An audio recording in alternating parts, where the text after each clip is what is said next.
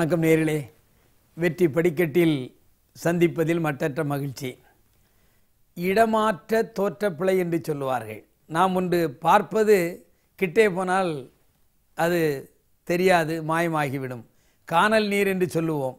நாம் சில நேரத்தில் வெயில் காலத்தில் போகின்ற பொழுது தூரத்தில் அந்த ரோட்டில் தண்ணீர் தேங்கி கிடப்பது போல் இருக்கும்.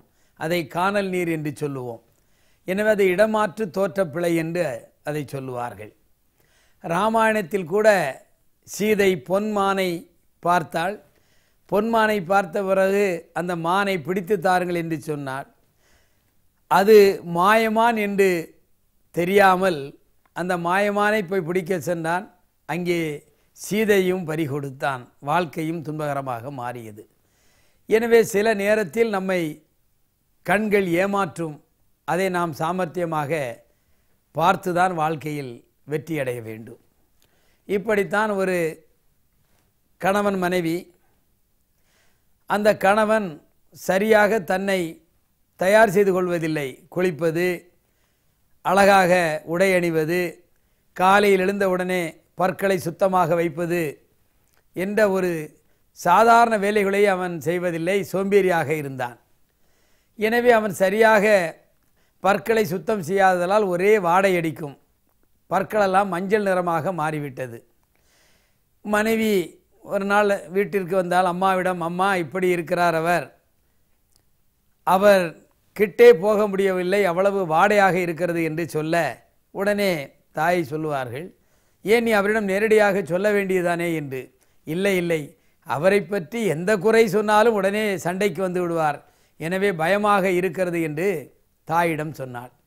உடனே தாய் சொன்னார்கள், ஒரு நாள் மருமகனை வீட்டிற்கு அழைத்து வந்து விருந்து போடுவோம் என்று சொல்லி விருந்துக்கு அழைத்தார்கள். மாப்பிள்ளையும் கம்பீரமாக வந்தார். வீட்டிலே உள்ளவர்கள் அத்தனை பேரும் பவ்யமாக அவரை வரவேற்றார்கள். வரவேற்று விட்டு மாமியார் அவர்கள் மருமகனை பார்த்து, மருமகனே, எங்கள் ஊரில் கரும்பு மிகவும் சுவையாக இருக்கும், நீங்கள் போய் ஒரு கரும்பை வாங்கி அந்த தோலை உரித்து நன்றாக மென்று சாப்பிட்டு விட்டு வாருங்கள் என்று பணத்தை கொடுத்து மருமகனை கரும்பு தின்பதற்கு அனுப்பினார். இவர் அங்கே போனார். போயிட்டு உடனே திரும்பி வந்து விட்டார். மாமியார் நினைத்தார், போய் அந்த கரும்பை வாங்கி அந்த தோலை விரித்து கொஞ்சம் கொஞ்சமாக சாப்பிட்டால் அந்த பற்களின் கரைகள் போய்விடும், வாடை குறைந்துவிடும் என்ற எண்ணத்தில் சொன்னார். ஆனால் போன சோம்பேறி மருமகனோ அங்கே இருந்த ஒரு ஜூஸ் கடைக்காரன் போய் ஒரு கரும்பு ஜூஸை வாங்கி குடித்துவிட்டு உடனடியாக வீட்டிற்கு வந்து விட்டான்.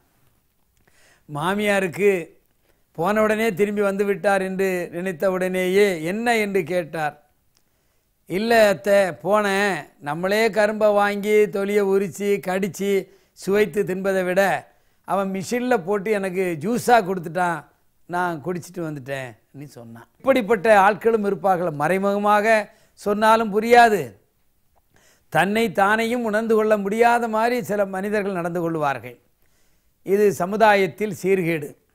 தன்னை தானே முதலில் ஒருவன் உயர்த்தி கொள்ள வேண்டும். ஆடைகளை சரியாக அணிய வேண்டும். அழகு என்பது வேறு, அழகாக உடுத்துவது என்பது வேறு. இறைவன் கொடுத்த அழகு எதுவாக இருந்தாலும் அதை செம்மையாக வைத்துக் கொள்பவன் தான் வாழ்க்கையில் வெற்றியாளனாக மாற முடியும். தன்னை சுற்றி இருப்பவர்கள் தன்னை மதிக்க வேண்டும். அழகாக ஆடை அணிந்திருக்கின்றார், அது ஆடைகள் இல்லை என்று சொன்னாலும் ஒரு காலகட்டத்தில் நாமெல்லாம் நீல சோப்பு என்று சொல்லுகின்ற அரையணா சோப்பை வாங்கி துவைத்து போட்டுவிட்டு அதிகாலையிலே எழுந்திருந்து அடுப்பில் இருக்கின்ற கரியை அந்த சாப்பிடுகின்ற தட்டில் வைத்து சூடியேற்றி அதை நாம் சட்டை மீது வைத்து தேய்த்து அதை புதிதாக நமது வண்ணான் வெளுத்து வந்தது போல செய்வோம். அந்த நிலையை நாம் உயர்த்தி கொள்ள வேண்டும். இருப்பதை வைத்து வாழ்க்கையில் செம்மையாக வாழ்ந்தால் வாழ்க்கையில் நிச்சயம் நமக்கு வெற்றி கிடைக்கும். அந்த வெற்றி பிற்காலத்தில் தொடர்ந்த வெற்றியாக இருக்கும் என்று சொல்லி மீண்டும் உங்களை நாளை காலை 7 மணிக்கும் மாலை 7 மணிக்கும் சந்திக்கின்றேன். நன்றி, வணக்கம்.